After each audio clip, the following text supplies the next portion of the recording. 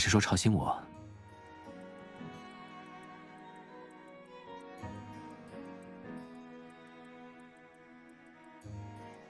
你明天要早起吗？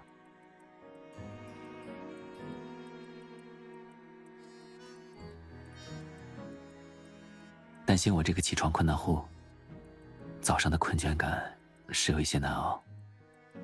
但闹铃就像窗外偶尔响起的鸟叫声，还不至于让我感到困扰。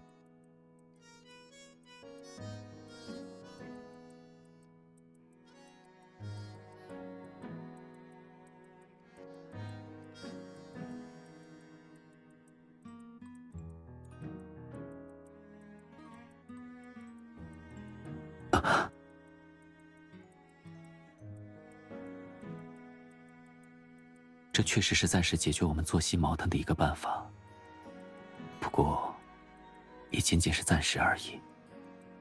既然我们决定在一起生活，那么必然要习惯彼此的节奏。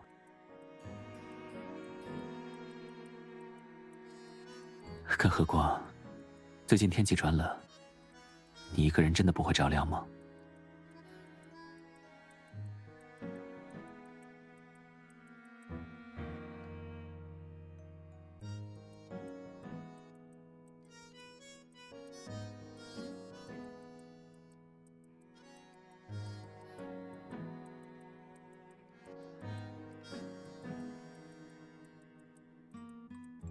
如果你坚持这个方案，我也没有任何办法阻止。大概只有我一个人在担心，长期的分居会让两人的感情变生疏吧。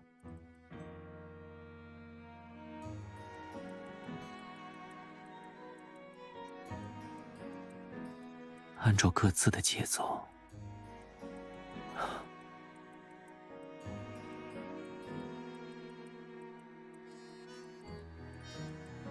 我也许应该表现得更游刃有余一些。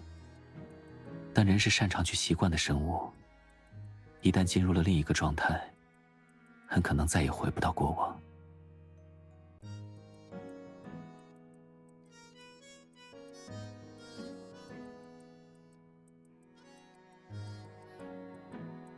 你不用太担心，按照自己的步调就好。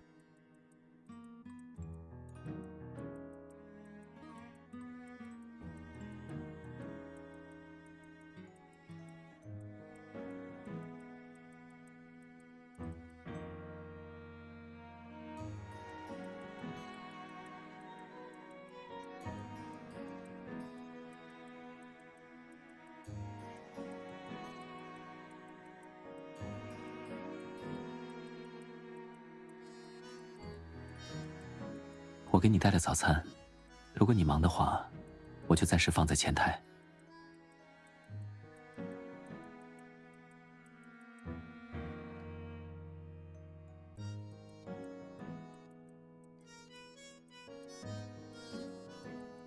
给爱人送早餐，需要什么理由吗？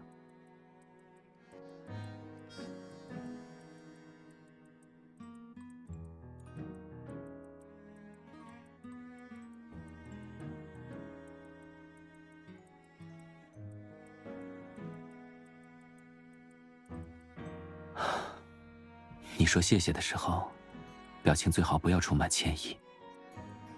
让我猜一猜，你为什么会露出这样的神情？是因为我终究打破了以往的晚起习惯，让你产生了愧疚吗？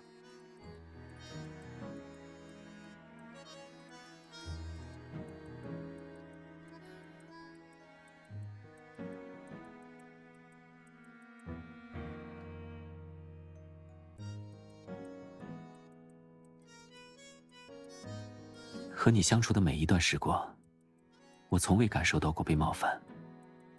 在共同生活的经验上，我应该比你更加匮乏。在你之前，我甚至从未想过自己的生活会有他人介入。但我能确定的是，我不想我们之间有任何边界和规矩。我们还有很长远的时间，会找到适合我们家的生活方式。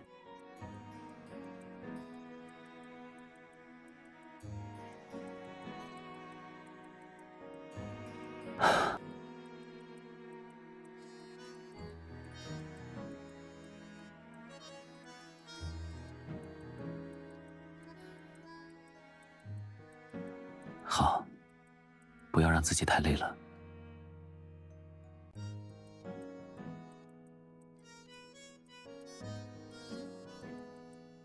我会找到那个命题的答案。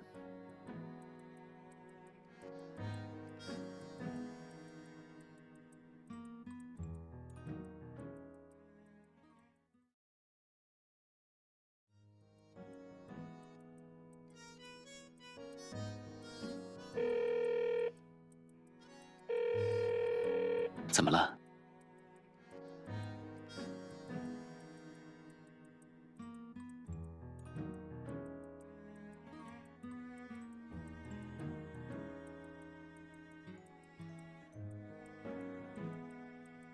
好，那你大概几点回家？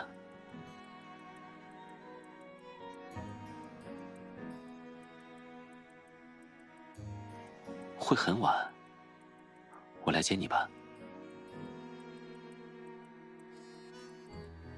麻烦，这个词不应该出现在未婚夫妻的对话中。我们的关系不应该倒退到刚认识的时期吧？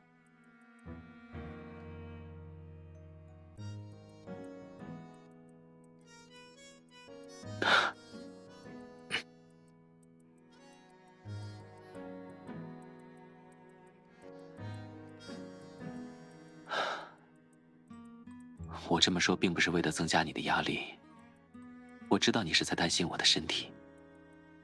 这些事情对我而言都不是麻烦，而是作为家人的责任。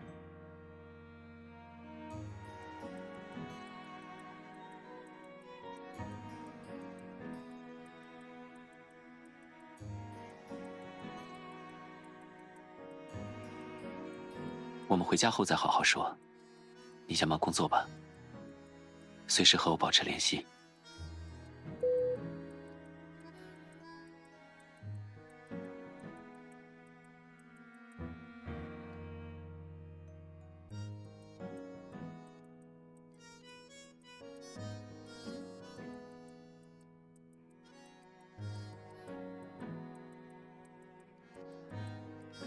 我可不记得家里什么时候养了一只蹑手蹑脚的小老鼠。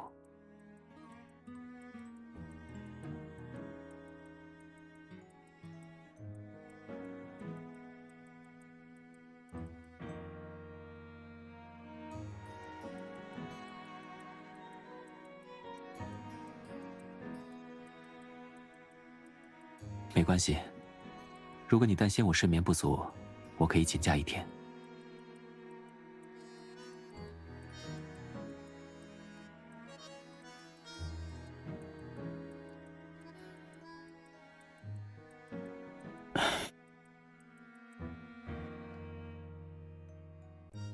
想什么事情想得这么出神？还是在烦恼我们的作息规律不吻合？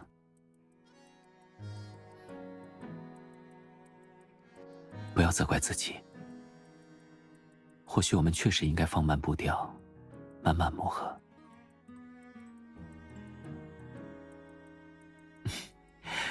是我太过着急了。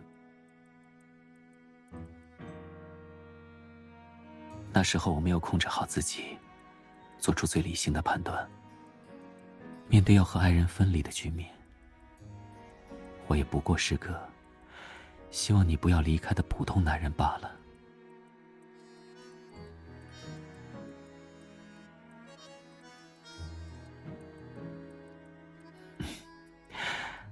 有你这些话就足够了。那从今天开始，我就去次卧睡吧。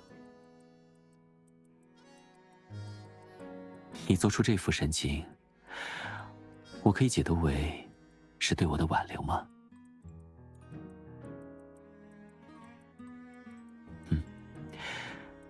再加床被子就好了。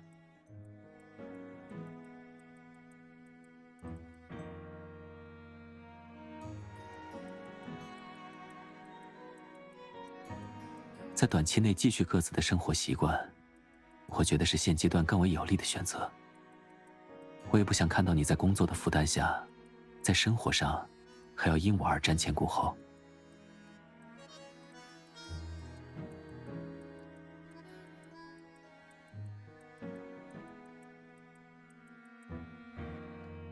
你应该处理过很多这样的案件吧？曾经相爱的人，因为琐事而分道扬镳。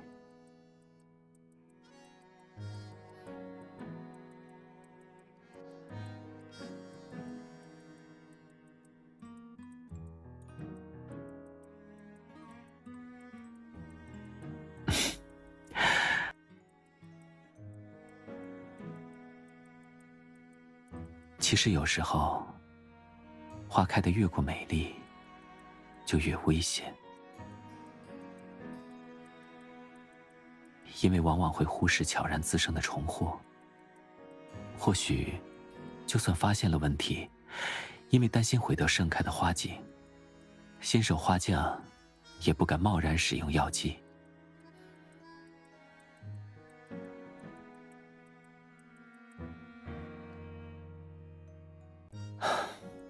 你刚才问我，是不是认真想要分床睡？我的回答是肯定的，这也是我深思熟虑后给出的结果。请原谅我这个不成熟的花匠，为了不伤害我的蔷薇，只能用如此拙劣的方法。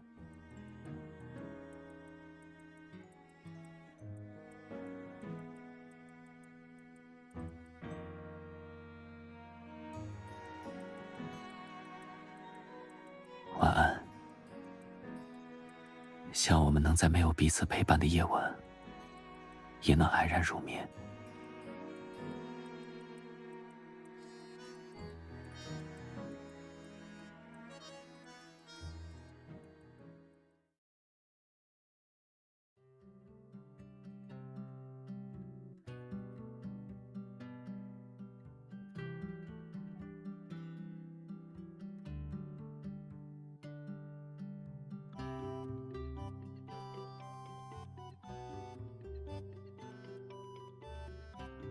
早上好，应该说是中午好了。昨晚睡得还好吗？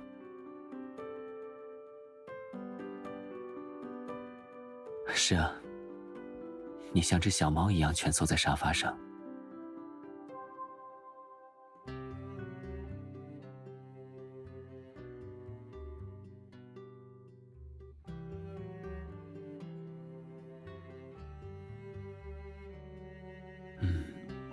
算不上奇怪吧，它也确实让人印象深刻。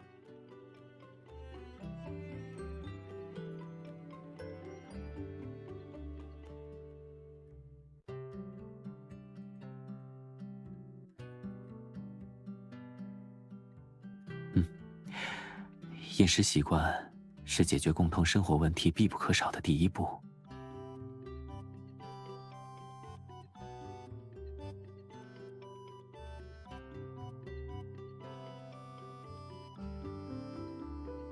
试试看我的手艺吧。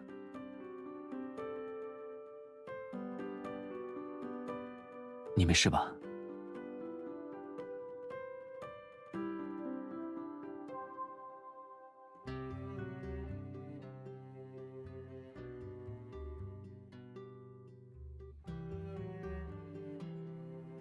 盐放多了。虽然我对家常菜里少许、略微这些词已经提前做好了研究，但实际操作起来，火候的把握也会影响到菜的口味。应该是我没有翻炒均匀。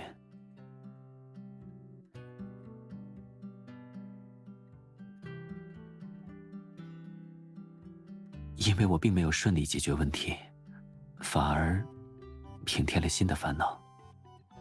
这个同居新手期，比想象中更加麻烦。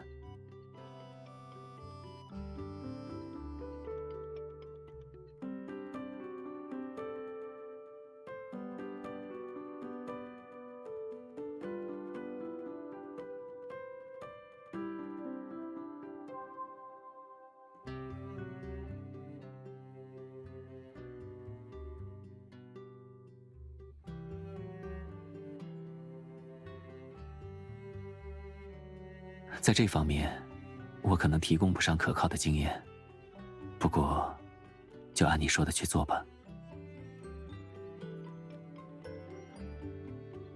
敲我的门啊！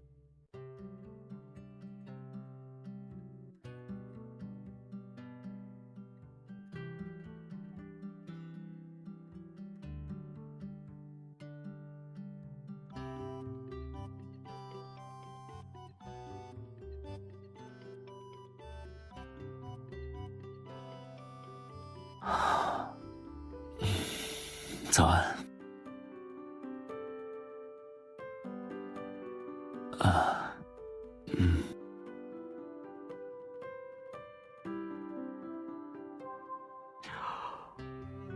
不是约好了早上？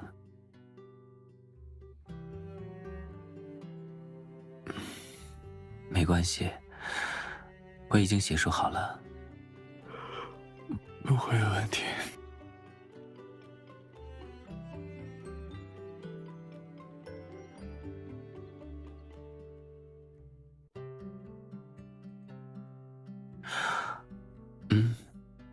怎么了？趣味？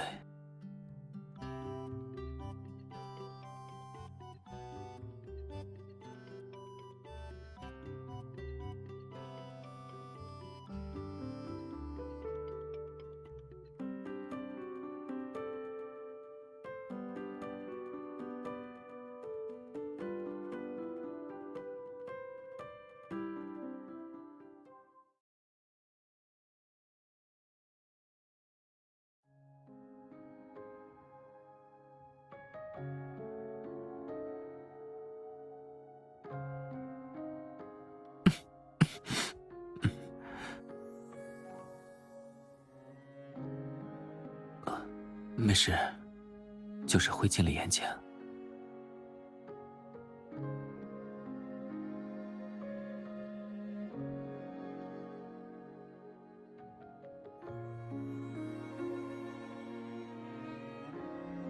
好。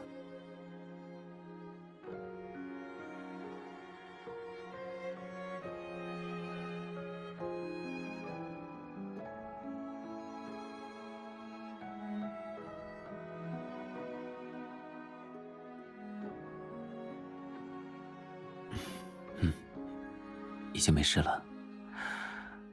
没想到看起来洁净的屋子，居然隐藏着这么多灰尘。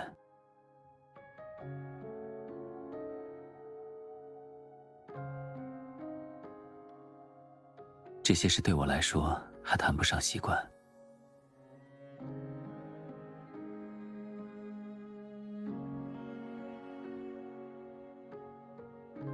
所以，你是在笑我有些笨拙吗？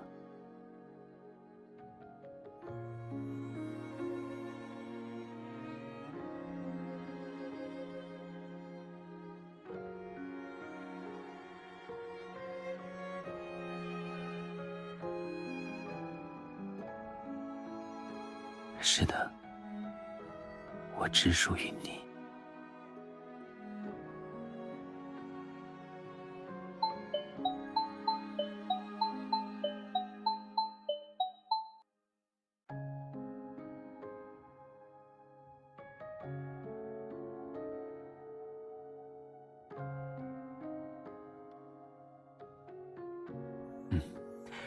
有一个紧急的自学案子，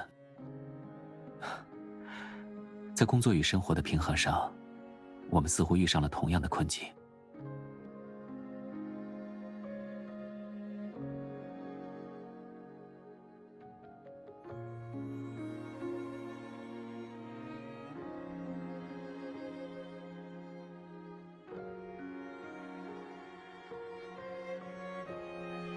原以为我会在今天找到磨合的答案，没想到却又生出了新的重祸。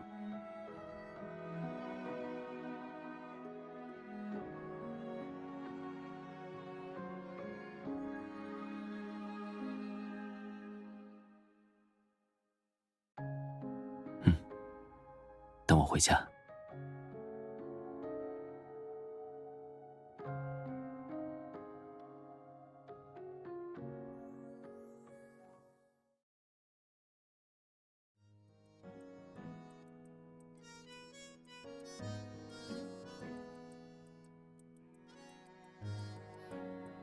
这种寻找答案的方式，希望不会显得太娇嗔古板。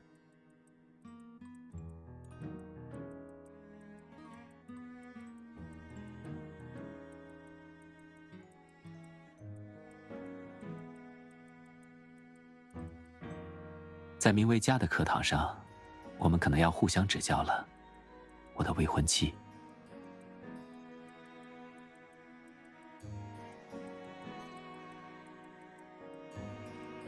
这段时间，我阅读了很多关于家庭经营的书籍，流于纸面上的方法有许多，但这些理论都无法让我抑制那种失控的感觉。如果再从你的口中听到分居2个字，我不知道会发生什么事情。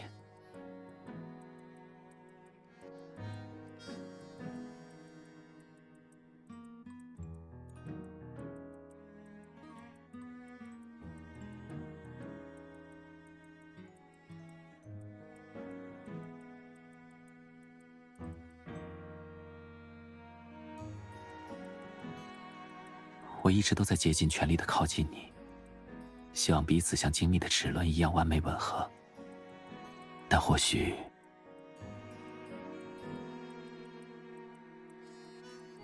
不过，磨合的方法既不是单方面的迁就，也不应该是步步紧逼，让对方没有喘息的空间。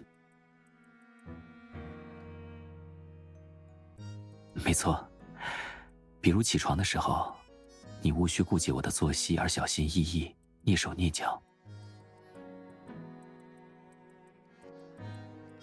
是啊，我确实应该索取些补偿。那不如给我一个早安吻好了。还是说你仍觉得有所亏欠，要补偿我更多？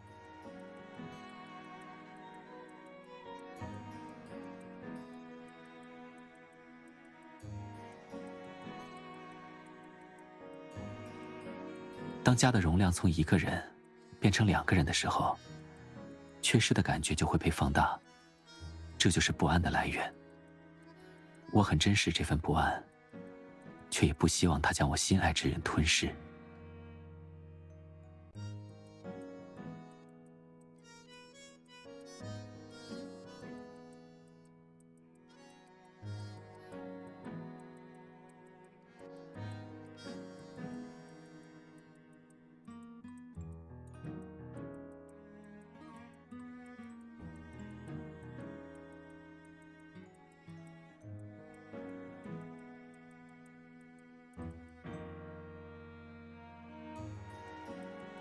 只是解决了一些矛盾而已。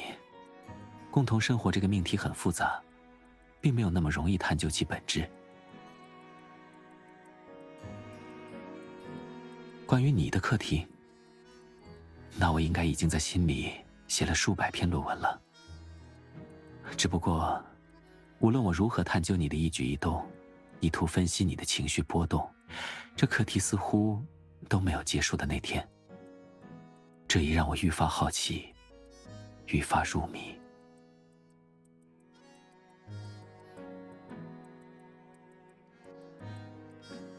不过，为了这个终身的研究课题能够顺利地进展到下一步，我需要你一些额外的配合。我希望你无论何时都不要畏惧伤害到我。成立家庭的过程，就像把2朵不同的花嫁接到一起，它们或许会开出与过去截然不同的繁华盛景，也有可能发生异常而枯萎。即便是同一片花圃孕育出来的花朵，嫁接时也是危险重重。更不要说我们完全来自不同的土壤。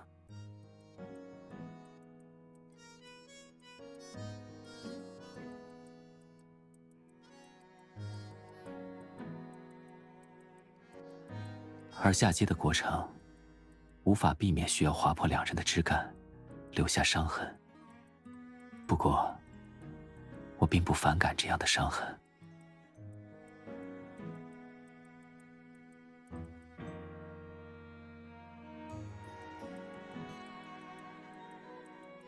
因为像这样过于接近，才会感到刺痛。比起疏远的安全距离，倒还不如让你在我身上留下深深的伤痕，至少你我都不会忘怀。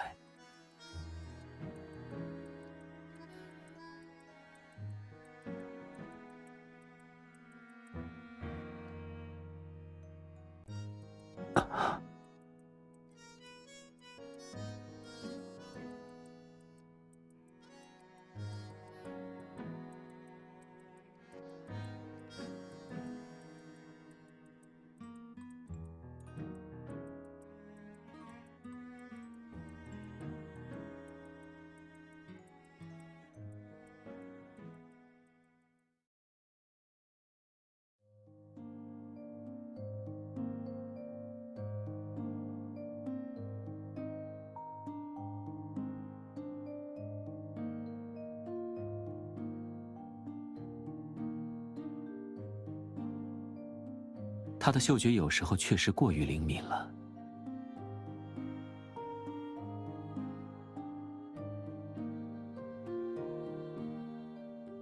我会好好叮嘱他，让他明白什么是该插手，什么是不该插手。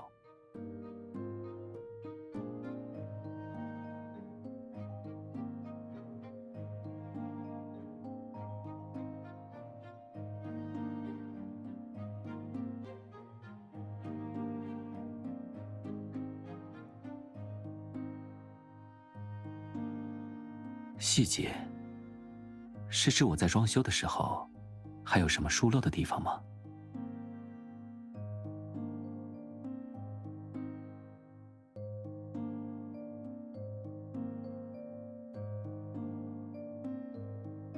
这就是细节。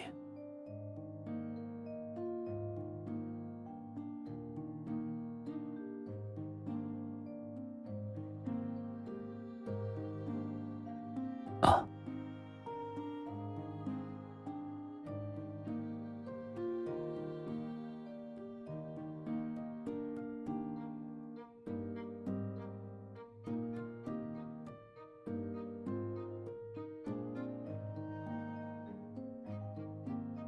离得太远了，我有些听不清。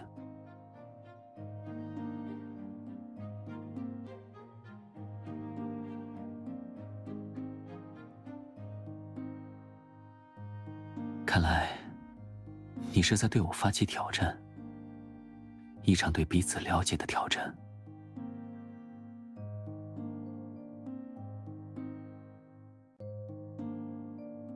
你有些轻敌了，我可能远比你想象中的更加关注你。这场比赛，我有自信不会输给任何人，当然，也包括你在内。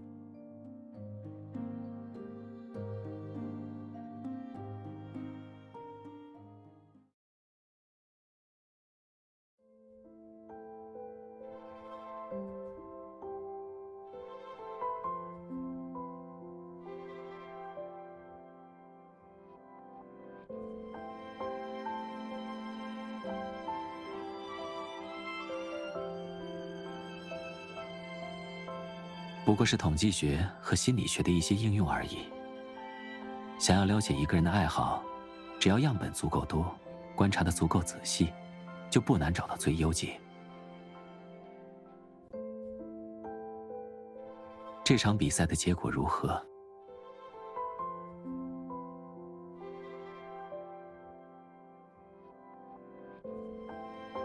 胜负还未可知。那天你将自己的发卡分享给我，那是你平时惯用的吧？看它的款式，原本应该是一对吧？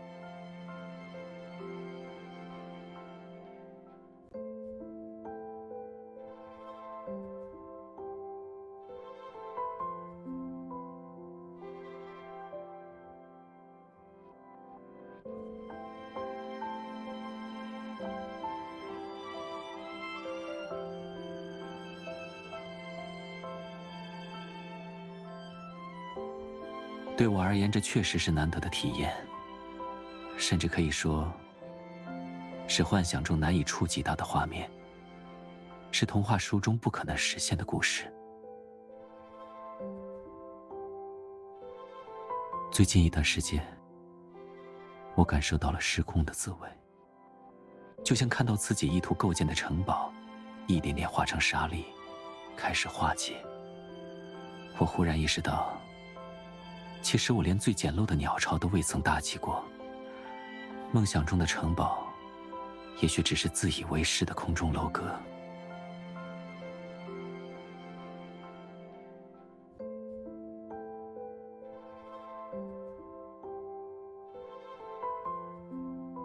我还不知道如何煲出一锅你爱喝的汤。上次我的厨艺让你见笑了，果然，还是得从简单的早餐开始学起。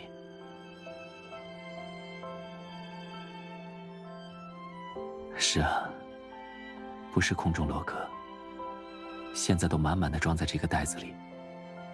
这就是我一直以来所奢求的家。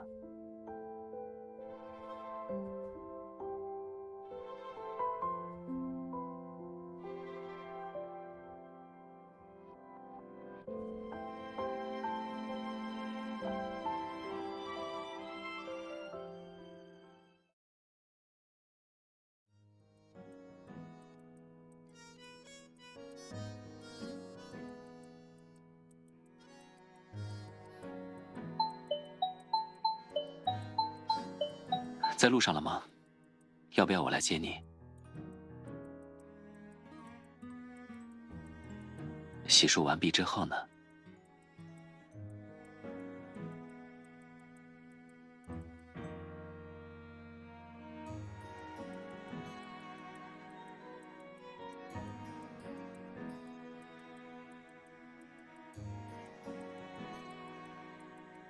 上床休息，我能理解为你是在刻意让我焦躁吗？最先提出来分居计划的人是你，所以你才会如此有定力吧？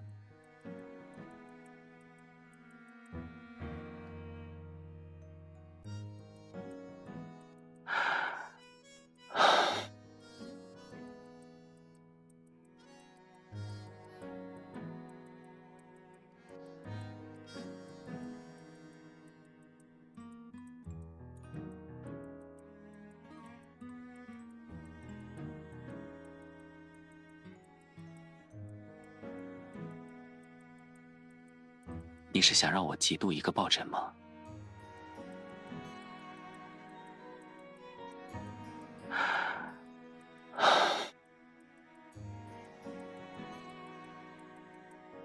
好。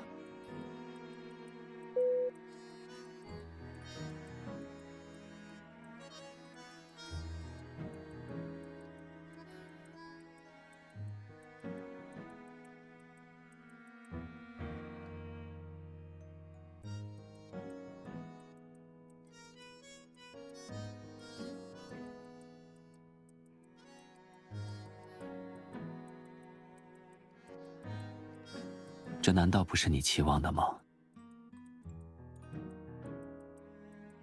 还是说，你的本心并非如此？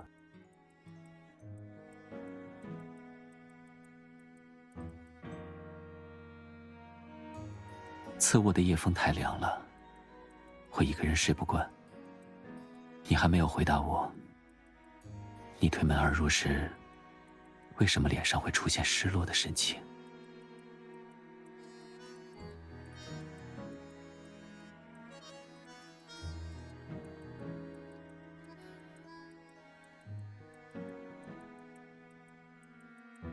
看来，这场欲擒故纵的游戏，最先认输的人是我。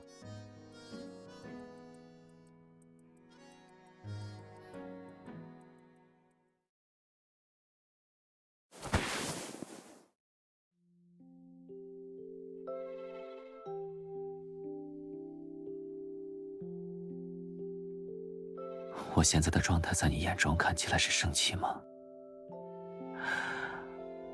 我确实是在生自己的气。最先选择进入分居状态的人是我，最先按捺不住的那个人也是我。那个让我作茧自缚的罪魁祸首，难道不该有所表示吗？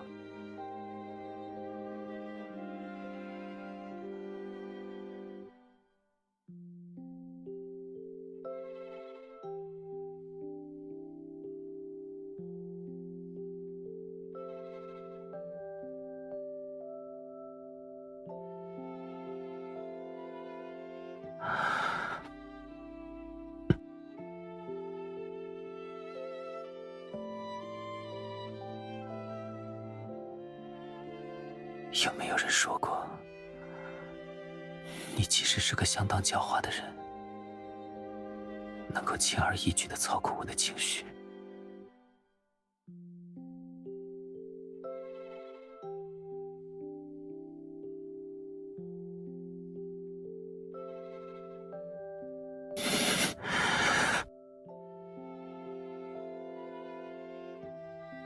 首先，我要你亲口对我说，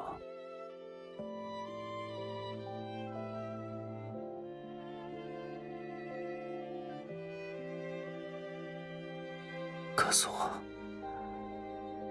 你也很想我。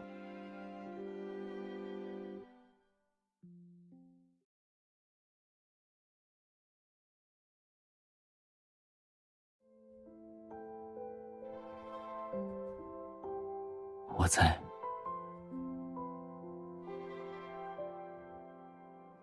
难得我起得比你早，是不是有点不习惯了？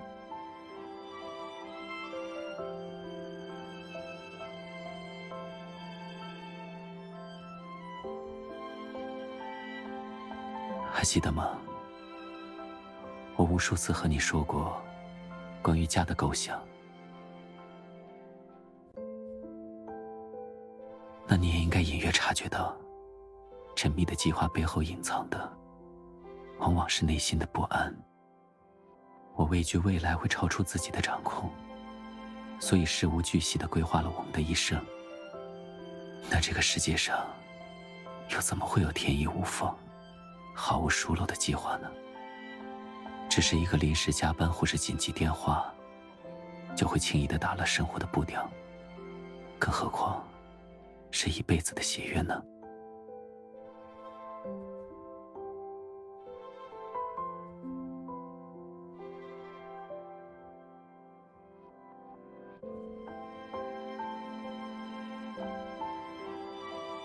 总有人说，公主和王子在一起的瞬间，是童话最浪漫的瞬间，也是童话消失的开始。因为度过了最初的浪漫，他们将会面临的是琐碎的磨损。爱情终有一日会被消耗殆尽，而童话书不忍继续诉说这些故事。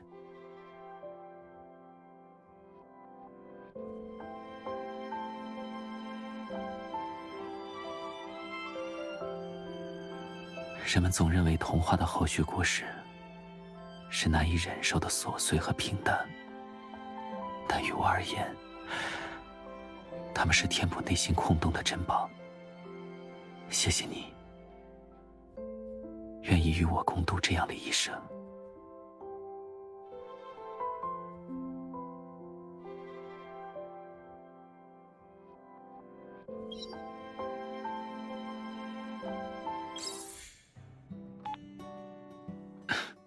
已经到家了吗？我在旧宅，算是临时起意吧，想回来看看。我一直认为这里对我而言，与其说是家，不如说是个临时居所，所以从不曾认真去打理它，只需要准备必须的生活用品罢了。除了专业书和花园相关的工具之外，很多事情都是吩咐奥吉尔去置办的。现在，这里与你有关的记忆，都已经被带去新家了，所以才显得更加空旷吧。